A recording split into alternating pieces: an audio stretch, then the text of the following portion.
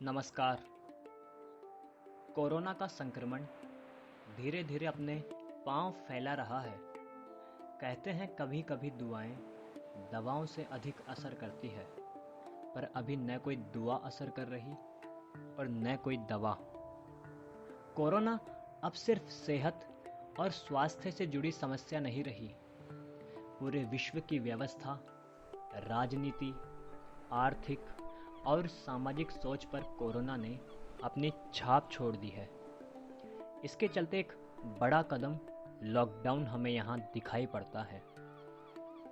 25 दिनों का ये लॉकडाउन अब तक काफ़ी सही गुजर रहा है, लेकिन तकलीफ ज़्यादा उन परिवारों को है जो रोज़ जीने के लिए कमाते हैं।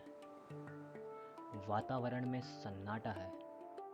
जिन सड़कों पर वाहनों की आवाजाही और फालतू बजते हॉर्न से सवेरे ही चहल पहल हो जाया करती थी, वो भी अब सुनसान है। यहाँ तक कि गली के कुत्ते भी अब समझ नहीं पा रहे कि आखिर इंसानों को हो क्या गया। कई व्यक्तियों का तो सोचना है कि लॉकडाउन की घोषणा के बाद ही हमें संक्रमण का खतरा है, जैसे उससे पहले तो हम सब सुरक्षित थे। यह अज्ञानता है। अज्ञानता हालांकि सुखकर है, आनंददायी है, क्योंकि भयानक परिणाम से हमने मुंह मोड़ा हुआ है।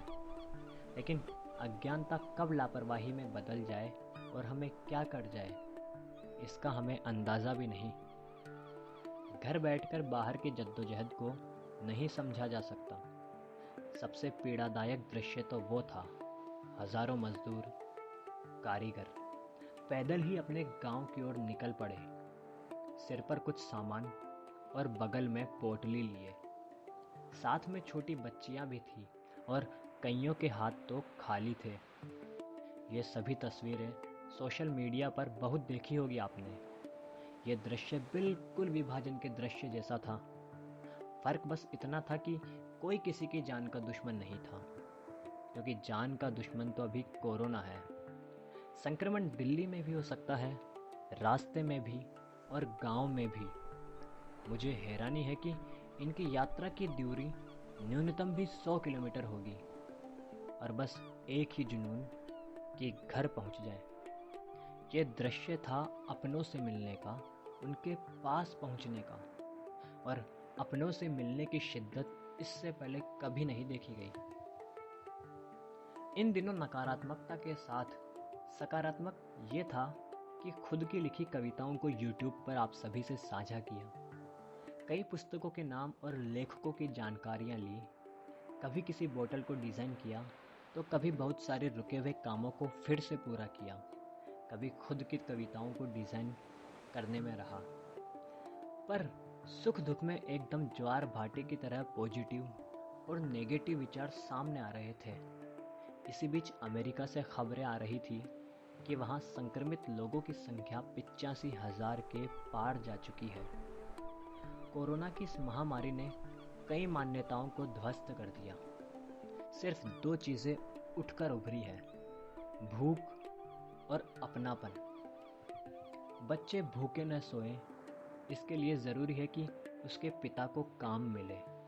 रोजी मिलेगी तभी तो रोटी मिलेगी, पर जब काम ही नहीं मिलेगा तो रोटी कहाँ से मिलेगी। जब तक कोरोना का संकट है, तब तक रोजगार का भी संकट है। तब रोटी का इंतज़ाम हमें करना होगा। खुशी की बात है कि कई लोगों के घर से खाने के पैकेट ज़रूरतमंदों तक पहुंचाए जा रहे हैं।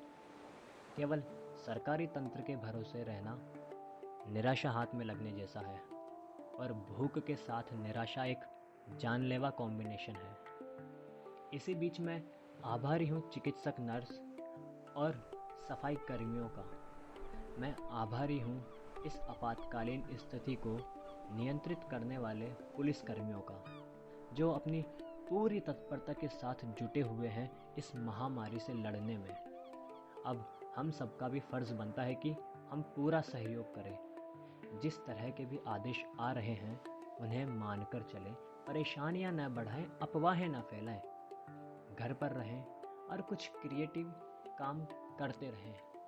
क्रिएटिविटी आपको कभी बोर नहीं होने देती, कभी आपको स्वयं से दूर नहीं होने देती, आपका खुद से परिचय करवाती है।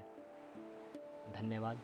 अपनी बातचीत का अंश में यहाँ पर शायर बशीर बद्र की पंक्तियाँ, जिन्हें किन्हें पता था कि इनकी लिखी हुई पंक्तियाँ आज सच हो जाएगी, जो इस प्रकार है कि यूं ही बेसबब न मिला करो, कोई शाम घर भी रहा करो, कोई हाथ भी न मिलाएगा, कोई गले भी न लगाएगा, ये नए मिजाज का शहर है, ज़रा फासले में मिला करो।